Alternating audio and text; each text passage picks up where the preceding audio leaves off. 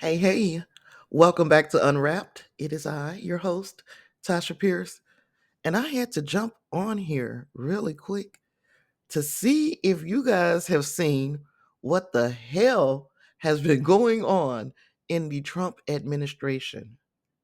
Now, in a very stunning display of just incompetence, a team of Trump administration officials had had a very sensitive conversation using the Signal app.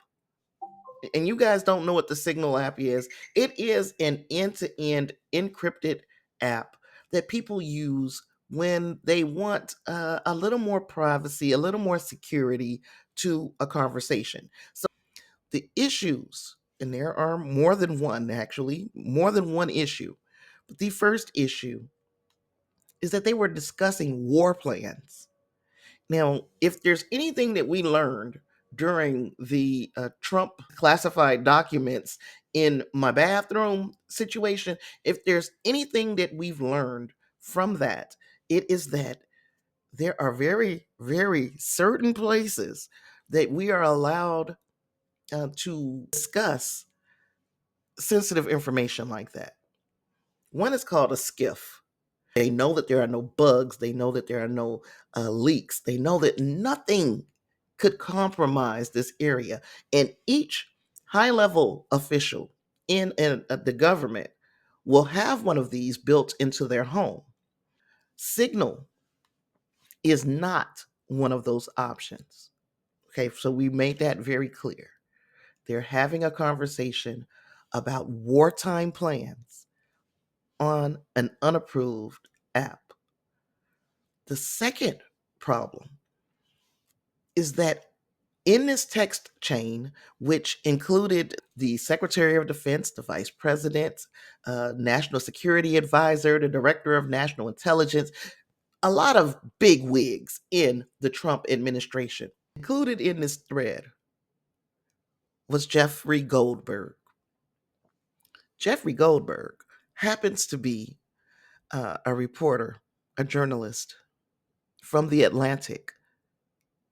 So now, not only are you having this conversation in a manner that is not recognized as being safe for national security, you also have an extra person on this conversation who is not supposed to be there. Now, Jeff Goldberg wrote an article about it in The Atlantic today. All of this occurred on March 15th. Notice we would not have heard anything about this until today, which is what, March 24th. We would have heard nothing about this if we were waiting for the Trump administration to be transparent, as they like to say. Jeffrey Goldberg wrote this article today, and the article the article is telling just how stupid these people are and how reckless they are with our national security information. And if they are this reckless with our national security information, how much more reckless will they be with the data that they are mining from all of these government agencies about you and me? But since we're talking about national security, let's just take a peek-see at some of the things that Jeff Goldberg was privy to that he had no business knowing. This article was behind a paywall. And even though many of the media outlets are reporting on this right now, I think it is extremely important that when news like this is uncovered, that it is imperative that the American people know and that it is not behind a paywall. Okay, so Jeff Goldberg had was nice enough to share some of these Signal conversations, and he was also patriotic enough to not share anything that would be of national security interest, even though he did have he was privy to all of that information.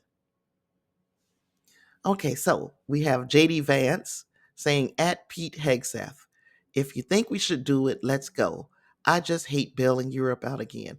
Now, what they're talking about is attacking the Houthis in Yemen.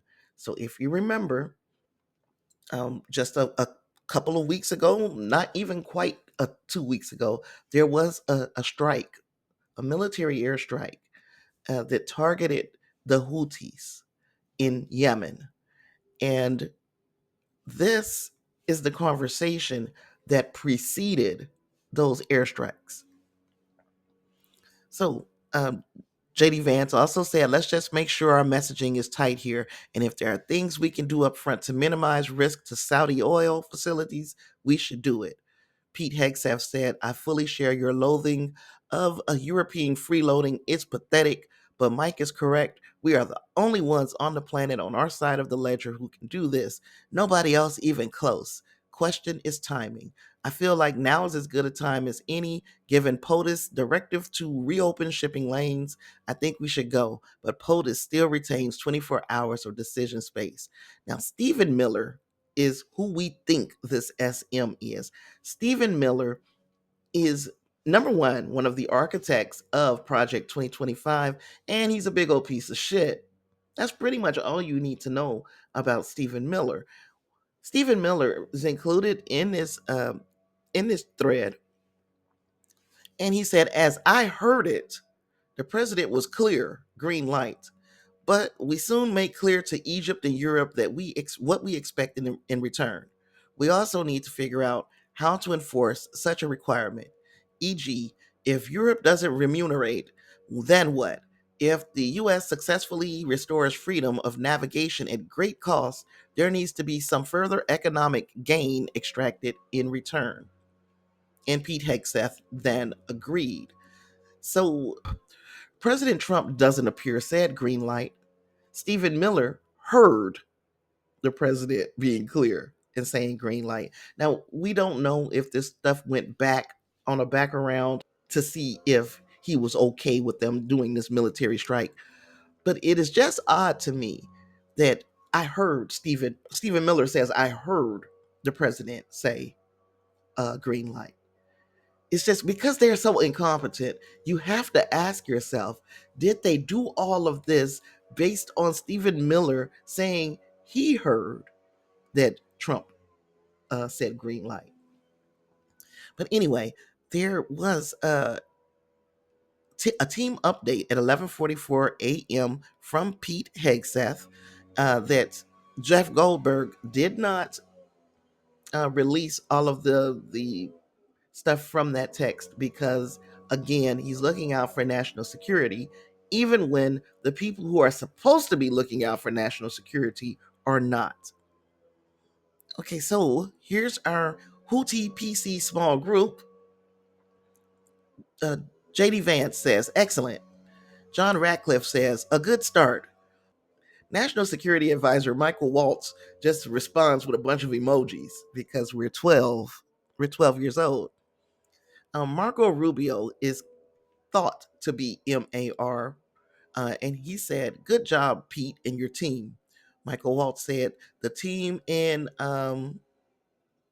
MAL, I don't know what that is, did a good job as well." And then Stephen Miller says, "Great work, all. Powerful start." So they're all excited that they were able to have this sneak attack on the Houthis in Yemen. But just imagine, because again, Jeff Goldberg wasn't sure if the text chain was even real until the bombs start dropping. Then he's like, "Oh shit, that was real." Okay, so what if Jeff Goldberg left his phone laying around?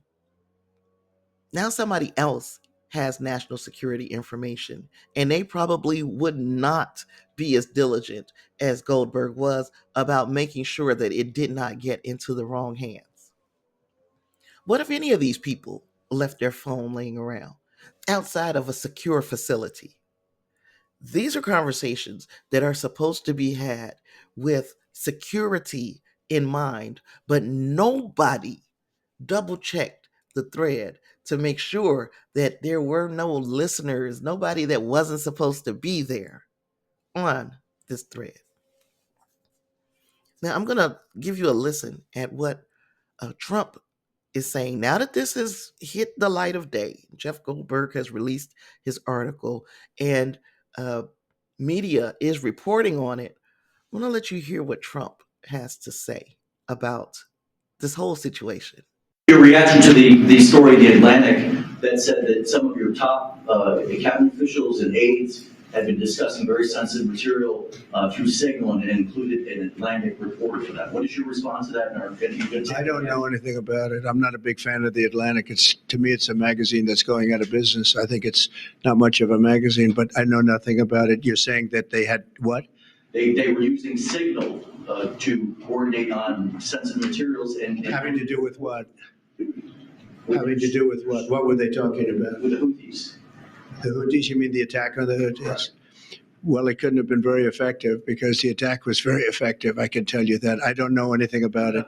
You're telling me about it for the first time. Anybody else? He doesn't know anything about it. He doesn't know anything about it.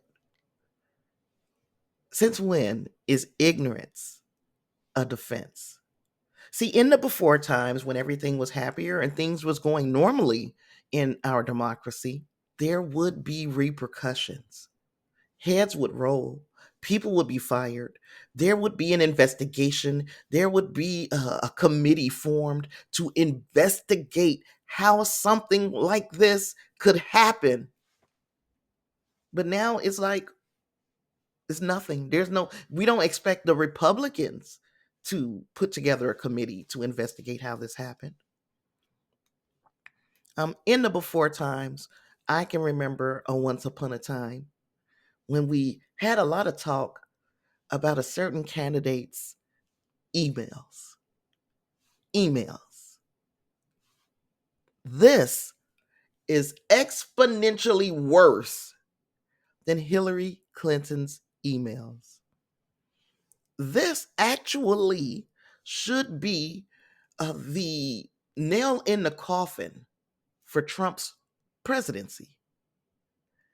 At the absolute least, it should be being investigated, and he should have to testify before Congress about the incompetence of the people he hand chose to be the leaders in his administration. Ignorance is not an excuse. Ignorance is actually scary when we're talking about the president of the United States of America.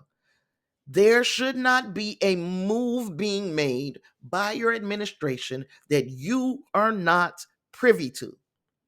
So, number one, you're lying and saying that you weren't privy to this information. Or number two, you are the worst president in actual history. And we already know that to be true.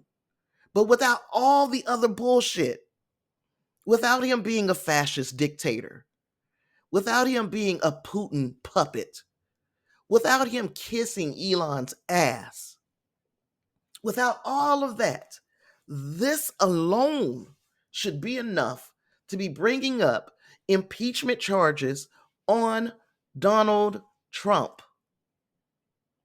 Should be enough as it is. Instead, we've got a 78-year-old man who's acting like he just doesn't even know he's in the world. I don't know. I don't like that magazine. Who gives a fuck whether you like the magazine? They're putting out information that should really concern you. Remember, we also had the whole thing last week of Elon Musk reportedly being given information about what would happen if the US went to war with China. And Trump, once again, knows nothing about it, has to be a lie. I'm starting to think that you're just totally and woefully out of touch with your everybody can't be lying. at some point, it's got to be you. You've got to be the liar. Now, many of us know him to be the liar. I don't know what it will take to get others to follow suit.